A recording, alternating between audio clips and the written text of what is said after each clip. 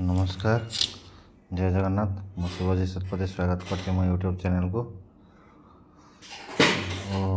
आज मु गोटे विषय आपण मान जन चाहूँगी। आजिकल युव समाज कौन कर पाठ पढ़ी बेकार हो बुलूँ तो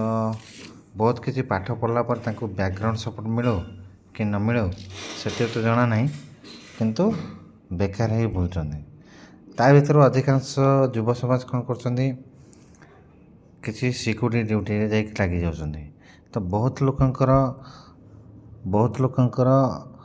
जो सिक्यूरिटी ड्यूटी ता प्रति घृणा भाव आसूँ कारण से मैंने जानी ना सिक्यूरिटी ड्यूटी कौन से मैंने भावते सिक्यूरिटी ड्यूटी गोटे वॉचमैन ड्यूटी। तो वॉचमैन और सिक्यूरिटी भितर डिफरेन्स हो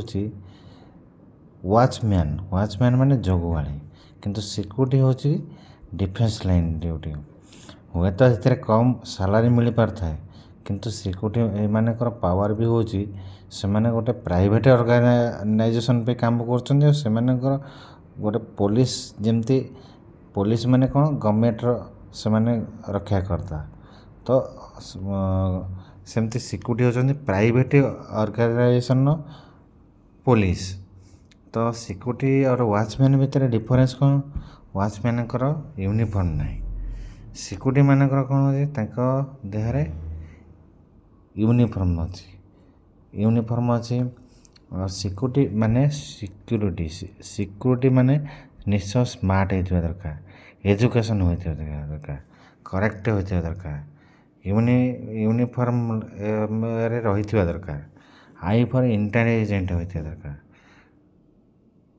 सिक्यूरिटी आर फॉर रेस्पॉन्सिबिलिटी होता है रेस्पॉन्सिबिलिटी में दायित्ववान होता दरकार I for intelligent T for talent Y for wildness होता दरकार ये सब गुण जहाँ पाखे थी से निश्चय सिक्यूरिटी ड्यूटी कर। तो सिक्यूरिटी ड्यूटी खाली कहीदेले तो हेनी तो आजिकल जो बेकार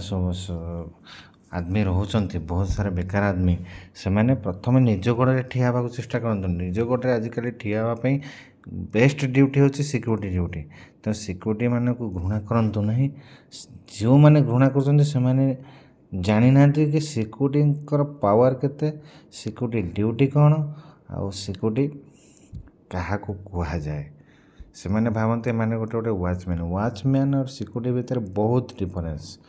तेणु किसी लोकंकर मंतव्य को लेकिन मुझे वीडियो बनई